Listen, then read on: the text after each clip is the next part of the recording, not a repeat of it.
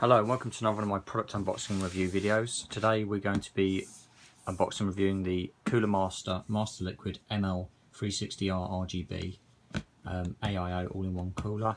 It's 360mm long, stuff there to there. That's what the 360 is about.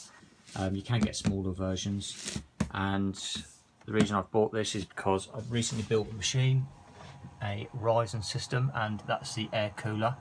This is a Coolermaster case. And I just want more cooling on it basically because I've got high CPU workloads and it's getting a bit warm. So that's the standard cooler that comes with it. Right, so it comes in this box. It was delivered by Amazon. Ignore the marks on the box. Obviously normally you wouldn't get that. It's just because I've removed some Amazon stickers. I did request for it to be put into a normal brown Amazon box, but they didn't do that. I'm not sure why. It's not that too important, but it would look nice if without those sticker marks. So what's on there? Asus Aurora Sync, Gigabyte RGB Fusion, and then these are the RGB systems that plug up to this. It does come with its own RGB controller, and like on this case does have a little RGB control down there. You have to excuse the cable mess. I knew I had this coming, so I quickly put this machine together, and then once I've got it all together I'll tidy it up so it's nice and neat. So that's the little RGB controller anyway that you get with this case, but this thing also includes one, and I will try and plug those fans into it anyway. So it comes in quite a big box. LED light illumination, Coolermaster engineered, that's 100% in-house, dual dissipation, quiet operation, easy installation. And this is the pump that fits on top of the processor. I have had a look in the box already, and there's a fair bit of stuff included. This is basically the spec of it. So we're going to be fitting it to an AM4 system, a Ryzen, and that's just almost like little drawings of it. So if you are thinking about buying one of these, I'm hoping this video will help you in what you get with it. So let's open the box. This was in transit, all these marks. So we've got a couple of manuals. You've got your warranty information, which I don't really need at the moment, and you've got a manual with how everything connects up. The only thing I say about the system is that if you look at the electrical connections for the lighting, there is a fair bit, so that will take me a few minutes just to get all that plumbed up. But what I'm going to do is the second part of the video will be installed basically. So as you can see, it walks you through everything nice and easy. Just take your time. This is everything you should get in here. Okay, so that's everything we should get in the box, and also what the process for installing it. So there's a few bags. There's various leads, USB type thing. So you get all the leads here, all the fan controllers from a single to three-way splitter. And all these look like the RGB cables. There's a lot of little connectors as well. So that's in that bag. And this is the RGB controller. I'm trying to film this with one hand, so excuse the slowness and camera shake. I'm doing my best. So this is the controller, Coolermaster. And I'm guessing those little things here go and push into these bits, and then obviously you've got things that plug into there. So far so good. And we've got more bits. This looks like all the brackets and everything. So obviously you're going to have brackets for all the different CPU types, AM4, AM3, Intel. They've included some thermal paste in there. They've got some thumb screws in there.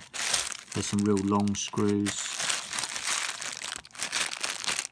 Machine bolts, and it does weigh quite a bit as well. We've got 3 fans, and these are these should be Corsair ARGB. Let's have a look at these ones. These are Master Fan 120, 2000 RPM, 12 volt. And obviously you have 3 of them because they'll go each like that. So you do get quite a lot in the pack. And then there's this cable. What's this? This is like a USB to mini USB, micro USB. That's everything there. And there's a couple of more booklets in here as well. Got this silica gel. Get rid of that. Don't want the dogs picking up or eating that. User manual. So you get a separate user manual for the RGB control unit. So that's quite handy. So that'll show you where everything plugs in. And it's got even more information on the back as well. So it tells you all the fans plug in the side and different ports. And if you've got a gigabyte board, an Asus or MSI or ASRock, you need that connector and different motherboard connections. And we come to the actual main part, which is the radiator and the CPU cooler. So is there anything else in the box? No, let's just double check. Nothing else in there. Okay, so this is the main unit. There's two cables coming off of it. One looks like a RGB, and one because obviously it has an RGB around this bit, and one looks like a fan connector, standard 3-pin fan connector. And this is the radiator itself. So it's got plenty of mounting holes for the fans, and it's got plenty of mounting holes for the top of the case. And I'm going to try and get it literally up here. I'm going to try and put it in this space here, and then have the tubes coming down to that cooler there. As you can hear, it's not a noisy system, but there is a bit of noise to it. So there we go. So yeah, that should fit in the top there. It's got a removable dust filter on this particular case. I can't remember which case it is, but I will include it in the description in case anybody wants to check it out. So yep, so 3 holes for the fans, and it looks like the reverse is completely the same. Nice braided tubing going into these heat shrink fittings here. It's got a barcode on the side, and these fittings are these fittings are supposed to be able to move left and right. And there's the copper plate which goes on top of the CPU, obviously. And that's about it really. So what I'm going to do is I'm going to strip this machine down and I'll install it, and the second part of this video will be me having installed it. So we should have 3 RGB fans in the front, the cooler up the top of the fans, and we will have probably an RGB fan there when I get it. I've got that on order at the moment. Thanks for watching. Hi, and welcome back to the second part of the video. So as you can see, the unit, the Corsair MasterLiquid ML360R RGB AIO is installed. This is the first time I've installed an AIO. The cabling is quite messy. When I've got time I'll sort that out, but what my main priority is to get everything connected back up and just to make sure the system works, and I'm pleased to say it does work. No issues at all at the moment. So as you can see, the unit's installed. This is an AM4 motherboard, and when I got the motherboard, there's some like plastic brackets at the top and the bottom. You can just see them, one there and one there, with the silver screws on the left and right. And when I got the stock AMD cooler which I had on it, I had to remove these brackets, and these screws went through to like a metal back plate with a insulation layer. So you if you do buy this for a board and you've got one of these coolers, make sure that you keep those black bits, because you'll need them again, because there are a few ways to mount this, and this is obviously, as you can see here, these things mount on the side, and then you've got little thumb screws there, and you just tighten that right up.